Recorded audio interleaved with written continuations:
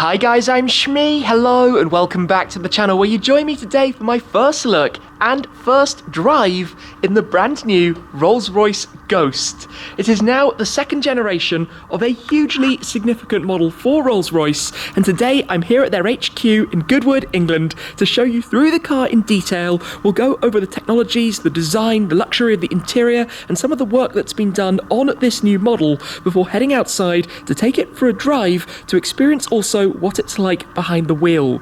There's no doubt it's already an impressive thing, but there's a lot to show you underneath the skin, and I'll try and go through all of that in detail starting right here with the walkaround. So let's take a look then at the new Rolls-Royce Ghost. Firstly, let's take a look at Ghost, the newest Rolls-Royce, and of course Rolls-Royce models do not come along all that often. It is a privilege to be here in the presentation room at their HQ in Goodwood, England to explore this car and to share it with you now before we take it out as well to go for a drive. Now this is the second generation of a car that really set an immense success story for the company, the first generation Ghost launching back in 2009 and going on to become their highest and most popular selling model, and in fact really paving the way for Rolls-Royce as we know them now in the Goodwood era, with a lineup that starts from the pinnacle up at the top of the Phantom 8, goes through the SUV, the Cullinan, and includes also the Wraith, the Dawn, and now the new Ghost. We're looking at a car here in Tempest Grey, finished with tailored purple details, including the coach line that runs along the shoulder and some very nice touches to the interior. But it's a departure from the previous styling cues that Rolls-Royce have taken. Of course, it's immediately instinctively Rolls-Royce, from the front grille to the Spirit of Ecstasy to the shapes overall, but everything has been restyled and reworked to give it a new character, perhaps a more dynamic character, which we'll get onto when we talk about some of the technologies in terms of the engineering as well. Things from the 6.75 litre twin turbocharged V12 to the four-wheel drive with rear-wheel steering system to some of the acoustic technology that they've developed to really make it a very quiet drive, which I should be experiencing a little bit later on. If we start around the front though, the grille and the Spirit of Ecstasy have changed. Soft details that you wouldn't instantly notice, but it's all there in simple form when you start to look under the details. So for example, on the grille, where you have the vertical stainless steel slats, they're actually brushed on the back with some soft illumination from up top that gives this little glow that you see through it, just a bit more pronounced at the front without being too much in your face. Above that, you have the jewellery of the Spirit of Ecstasy sitting centre in the bonnet, being a part of the actual bonnet as opposed to attached to the grille. And this is very clever, as we'll see, because when you open up the bonnet, it actually tucks away because the bonnet, as you can see, wraps around. And this is a theme that we'll see throughout the car in terms of the different shapes, especially on the interior with the tail lights as well, and the way that they sit in the centre of a panel. They don't have panel gap lines that run up towards them. As we take a look though from the front, you do have that tall, proud, very squared off shape that we've come to be familiar with. It's different to the Phantom 8 though. You'll see that it's sportier, the way the headlights are shaped, the way that it's more pronounced and lower towards the front end. And talking about the headlights inside here, you can see the textures and the shapes. You've got the running light that loops around the main lenses, but still with a very sharp shoulder line running top to bottom either side of them. Towards the bottom, of course, lots of cooling, your radar sensors for the technology, but this is really a car that is supposed to be about being easy to use, whether it's self-driving, whether it's being chauffeur-driven, with all of the technology available, but hidden very much underneath the skin.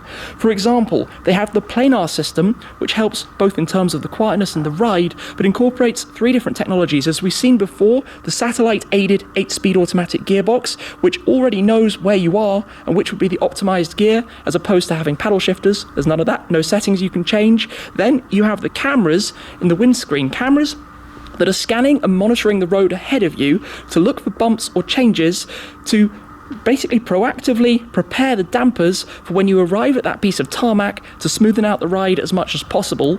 Then reactively, the front suspension has an additional mass damper to make the ride even softer. So all three of those working together to create the ultimate ride.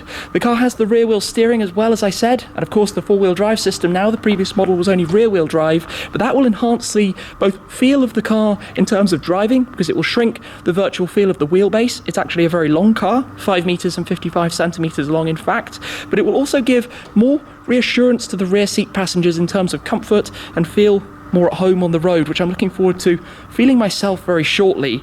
Like I said about the tail lights, you can see how they sit in the center of this very large panel which is welded, but you'll see no joins or anything, that runs all the way from the A-pillars over the top of the car towards the very back, where we have a rear that sits in true Rolls-Royce fashion, distinct with the badge sitting above the number plate holder area, but a more sporty line. Now, they try and avoid the use of the word sporty because we are talking about a very luxurious car, a top-end pinnacle of luxury, you could say, but we have some lines that just enhance the appearance. For example, the roofline indentation, and there are some amazing details. For example, because you have no traditional roof lines given the processes that are used, on the surrounds here of the windows, they've adjusted this just enough to control the amount of water or water drops so that they don't fall inside the cabin when you actually open the doors. Of course, we have things like the 360-degree cameras, but also the doors themselves are very clever. Now, I want to take a look at the inside. These are power assisted, so as you're pulling the door, you feel like it weighs almost nothing, but they have an infinite amount of positions where they can stop. So effectively, it opens to where you'd like it to go, and it stops in place. Then feast your eyes inside here. New details with the illumination of the dashboard, a configurable part of the car, akin in a way to how we saw gallery on Phantom 8. But look around, it's traditional. They're not trying to make it into something that it isn't, but retain that incredible interior experience and serene feel. If we look up, we've got the shooting star headliner with a whole series of lights as well. So on a dark night, for example, when you look at the roof of the car, it's also illuminated. Let's open up the rear cabin. This is the standard length version of Ghost. There is an extended variant as well with even more space available to the backseat passengers. But here you can have your fridge, your cooler, for example, in the centre. But a big thing that's been done has been in terms of the materials as well. So like we saw on the outside, if you take a look at the door card, it's one single piece of leather over the entire area. No additional stitching, which creates a much bigger challenge in terms of manufacturing the materials. But then again, you get the jewellery like the door handles and the speaker grills, which are all placed on their own. They're their own components as opposed to being part of other aspects.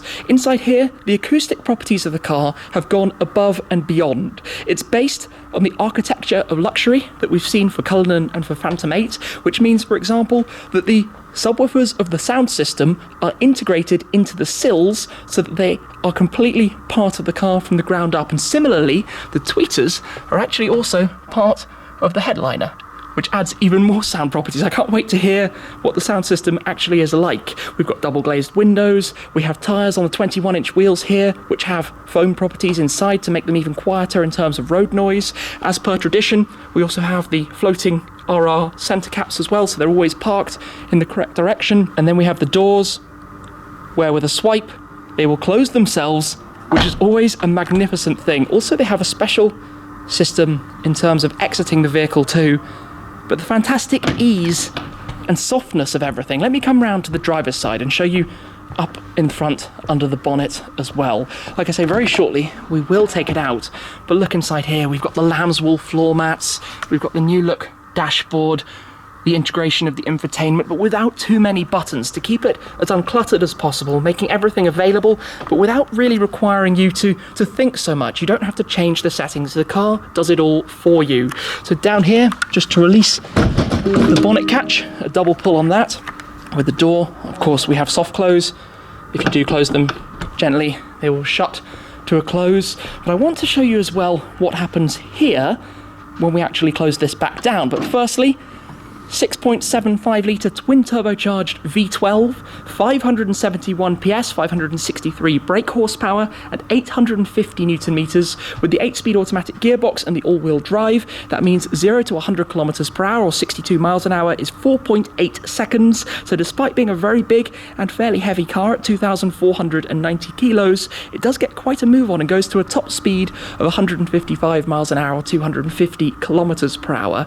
But you can see that the Spirit of Ecstasy is tucked away at the moment, but when you close this down to give it quite a firm closure, you see how it pops straight back through. So this has had to be sculpted and made to exactly house that going straight through it. And if, by the way, you try and steal that when the car is locked, let's say, it will tuck itself back in automatically as well, which is something quite fun to experience and to see. So overall, you can see it's sharpened up from these lines that you have running directly from the corners of the grille out towards the A-pillars, the shoulder line with the hand-painted coach line on this car, this lower waft line which tucks in underneath to create these shadows and bring up some of the weight of the car to effectively give it a slightly smaller appearance, which I believe is how it will also drive as well. As you can tell, there is a lot to it, but we will head out now, go jump on board another one and experience the new Rolls-Royce Ghost. Venturing outside then, the car is awaiting here at the home of Rolls-Royce, a very clever building. I have explored inside before, but of course where these cars are assembled,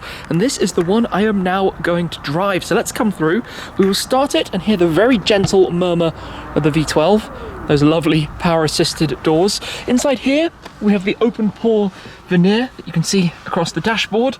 A very bright interior finish. Welcome to new Ghost. Just press the start button over on this side, and it gently fires up. That murmur in the background. You have the buttons here to do the doors, so you give that a pull, and the door itself swings to, and then soft close. You can see the dashboard illuminated. We've got a pre-configured route. Unfortunately, not the perfect weather, but it's a lovely place inside, and also the Starlight headliner you can see now illuminated. It's actually an option to have the configuration and layout exactly as the stars were on a specific date. But a beautiful place to be. Everything that looks like it should be metal, for example, the climate controls are all metal. Everything you touch feels amazing, feels like premium quality, as you would expect from it. And that's almost silence, actually. It's quite remarkable. So let's head out. Into gear, with the stalk on the right hand side, you have very few controls. There's no sport mode, park, reverse, neutral, drive, low if you want it to be a little bit sportier on the gearbox, as with other Rolls-Royce models. But this is where you instantly want to just be super delicate with the steering wheel, drive it quietly, calmly, gently, and instantly feel the incredibly magical ride that comes out of this car as we head out and down the driveway, exiting from Rolls-Royce here in Goodwood. How quiet is this? We have a bi-turbo V12 up ahead with almost 600 horsepower, yet it's an elegant glide out of the driveway. The steering wheel is very warm. This feels magical already, and I tell you, this is as expected with the rear wheel steering, a car that feels much smaller than it is. It's 5.5 meters. That's, well, a good half a meter longer than many other comfortable, luxurious cars. And here you just instantly, when you get in a Rolls-Royce, you just want to drive it gently and calmly and whisper and enjoy the experience. And there's simply nothing else like it. Just instantly oozing elegance, just like in Phantom 8. And of course it's a smaller car than Phantom 8. It's a less opulent vehicle in many ways, post-opulence as they call it for this car, but this is very nice already. After a little bit of driving, it's just a case that literally the most noisy thing inside the car is the movement that you make on the steering wheel. It's so quiet and peaceful inside here, and we're about to go onto the motorway as well. I'm actually going to press low just to drop down the gears, but of course this is the satellite aided gearbox. It knows where you are, it knows what gear it thinks that you should be in, and it bases all of its decisions upon that. When you put your foot down though, it has no problems getting a move on. Of course it's not trying to be a car that you're going to take to a drag strip or go flat out with or anything like that, but ample power despite its weight, just with this complete effortlessness. And that's what a Rolls-Royce has always done. There's no other vehicle like it, and people try so hard to compare Rolls-Royces, and yes, a buyer might be considering this amount of money being spent on one car or another, but in terms of a vehicle, when it comes to the drive that you get from it, there is literally nothing else that does what this does. You have some amazing details. Have a look here on the dash, for example. To the left side, you actually have the power reserve chart as opposed to a rev counter, so it reverses from 100%, depending obviously when you have your foot down, spiking up a touch. At the moment we're just gliding along. And of course it features all the technology inside here, so you have adaptive cruise control using the sensors at the front, you have blind spot monitoring, lane assistance, all the safety systems you might imagine, but they're not prominent, they're not that like noticeable in your face, they just work, they're just there in the background, and everything else, it leaves you to your own devices. And it also has, as I mentioned, those cameras up in the sensor panel up here, which are reading the road surface in front of the car, so they are looking for shadows, for bumps, for terrain changes, and priming the suspension to adapt as you get to that bit of tarmac, so it knows what's coming, so it gives you this complete cliched phrase but magic carpet ride, and that's what you completely feel when you are just gliding along in it. Now, unlike the Phantom, it has a slightly chunkier steering wheel. The Phantom steering wheel is much thinner, I feel even perhaps slightly larger. This is still that style where in some cases you can hold it between your finger and your thumb and drive in that traditional sense. Other ways you can grasp it. I can tell you from some corners we've been driving, it's more agile than you would necessarily think initially. We're just cruising at the moment though, following the navigation system, which is doing a nice job. Of course, the infotainment is all inherited through from BMW, although the car itself is based on Rolls-Royce's own platform, the architecture of luxury, as opposed to like the previous Ghost being based on a sister platform, which means it can be made so much more specific for the purpose that it's going to operate under. And you can feel that. You can feel it. It feels like a baby Phantom. It feels almost more comparable, I guess, to perhaps the previous generation of Phantom. For here though, I drive this car, and like with so many Rolls Royces I've driven before, it makes me feel like one day I need to own one. It's just a perfect drive for what it's trying to be. We're actually just going to head a little bit beyond. That's the home, the main entrance to Rolls-Royce. I'm going to pop it back into low because I just want to go and drive on a more countryside route, because after all, it's a more dynamic version of the car and I want to throw it through some corners and get a little bit more of a sense of it. But even here, on a road that I can tell you is pretty chopped up and bumpy and undulating, it glides over this surface remarkably well, and this is where the cameras are really doing their thing. Honestly, this is a bumpy road and we are riding it very smoothly. Then on the left just here is the entrance to the Goodwood motor circuit. Rolls-Royce factory literally falling on the Goodwood estate, home to the Goodwood Festival of Speed and Revival and all of the other different events that I've enjoyed coming down to many times over the years. It's actually, even just going a little bit faster through some of these roads, amazing still how quiet and comfortable it continues to be. And if I just put my foot down here and accelerate a little bit harder, four-wheel drive, straight on the power. Obviously with the sheer weight of the thing, the nose tips up towards the air.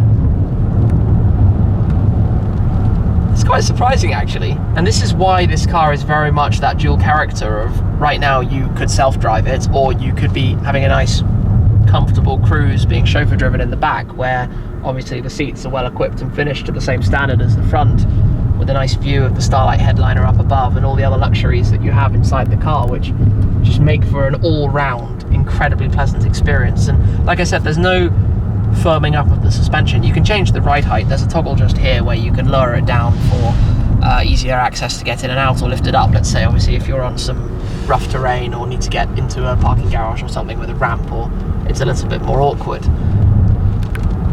But other than the raindrops you can hear patting away on the windscreen as we come past the Goodwood kennels here now, it's a very, very quiet and pleasant experience riding in this car, and a super easy drive as well. I mean, it's not supposed to be a sports car, let's not forget. It's not supposed to be a car where you throw it into a corner or slide the back around. But when you do get to this level of power, you could probably have quite a lot of fun with it. And driving like this, I'm actually thoroughly impressed. I mean, you can tell the improvements from the previous generation. I've driven a previous Ghost and a previous Ghost Black Badge, the more dynamic version of the first generation car. And of course they did the Series 2, the updates, the facelift effectively. But this is a whole new thing, a new level of refinement, a new level of everything. And I find the smoothness of the ride that Rolls-Royce always do so brilliantly just totally magical in here. How it goes over this ground without breaking anywhere nearly the sweat that you think it will. And I normally drive here in much faster cars, like much more supercar focused machines we could say, and this is such a different feel. It's just, yeah, it's just a really cool thing. Anyway, we'll head on back then, back to Rolls-Royce HQ. There are a few more things in here that I would like to show you. So back at base, let's have a quick glance around the interior, and we've got the cameras open at the moment, which of course, considering I've got the driver's door open, if I close that, we will then have the full visibility around, but the bird's eye view, and you have all of the systems in here that you would expect in terms of the different software and the automatic cameras. I like that it shows as well the reverse opening of the rear doors. Everything is very traditional in terms of the finish and the styling of the climate controls and the toggles. And they always just feel so nice to the touch. Everything in here, in terms of the leathers, in terms of the veneers, is just really, really very high quality. In the center console here, we have our cup holder storage. That will spring back open. We have an armrest, which does feature a charging pad for your phone across to the side. And this is the key for the car. I apologise that it's now getting a little bit dark. Short days at this time of year. Leather on the back of the key to match with the colour of the interior, where in here we have the perforated style with the black inlays and the black piping, and just all of these very, very nice touches. The Rolls-Royce embroidery on the headrest, if you can just about make that out. It's a really well finished interior. That's by far and away the thing that you notice, and obviously the dials as well illuminated. So let's press the button, stop the car for a moment, and this is what I was explaining with the doors. When you pull this to release it, it's power assisted, so as you gently push it, it comes to a stop point wherever that might be. You can push it a little bit further and out it continues, and it just makes it very natural and easy. It goes that first section and then you push it out further, just super smooth. Even here you've got the inlays with the seat controls and the option to adjust to the passenger seat control as well. Windows, mirror toggles, even this, the mirror toggle, again, lovely finishing details, as are the seat controls themselves, the Ghost side sills, and similarly to the Cullinan. So you can see from the rear door, the body panels overlap around the outside, so that as you get out of the car, you don't risk brushing, let's say, your trousers against the sill of the car and dirtying them in the process. I've been taking a little bit of time to just get a touch more used to closing the door. I did manage to do it successfully on that attempt, but I want to show you more in the rear of the car as well. The front seat's currently in my seating position. This car, as you can see, has the curtains as well in the back, and the Spirit of Ecstasy embossing there as well. But back here, similarly, the lamb's wool floor mats, the same wood veneers and trims. Wow, it's really, really nice back here. The headliner, the pillow cushions up top. This is very, very smart.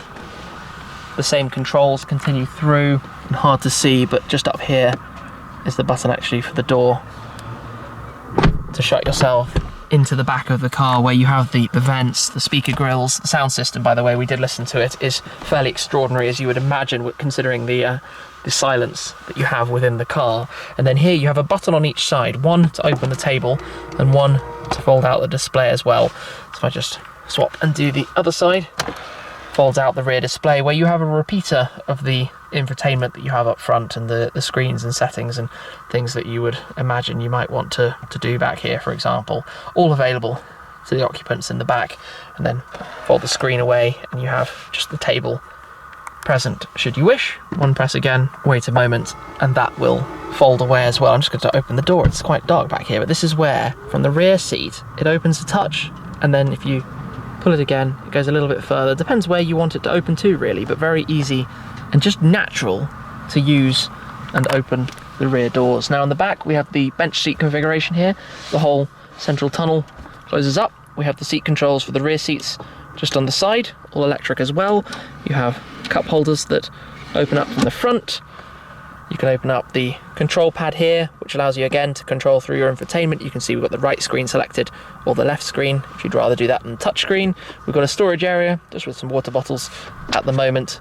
But again, everything in terms of the way it opens and the way it feels, just all very, very nice. And then back here, we also have the champagne cooler with some champagne flutes as well. Now, a fun thing, there are actually two settings for this.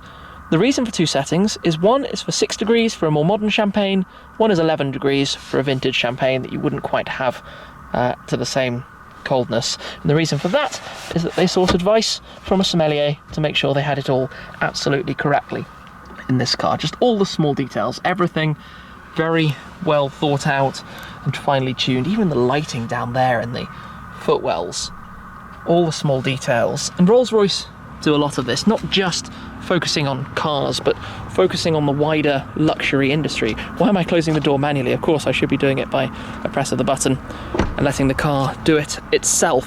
But I, for one, have thoroughly enjoyed this drive. It's an incredible thing. Of course, why change a visual formula when it works? This is just updated, and you can see from the front end it's noticeably more dynamic than the previous generation. But sadly, the light is leaving us. I've enjoyed the drive a lot, and I hope you have enjoyed a full tour and exploration of the new second generation Ghost from Rolls-Royce. So a huge thanks to the team for the opportunity to come down and take a first drive, and also for me, a first look at the new car. Thank you as well, guys, for watching. I appreciate your support as always. But that's it for this time, and I'll see you again very soon. Cheers!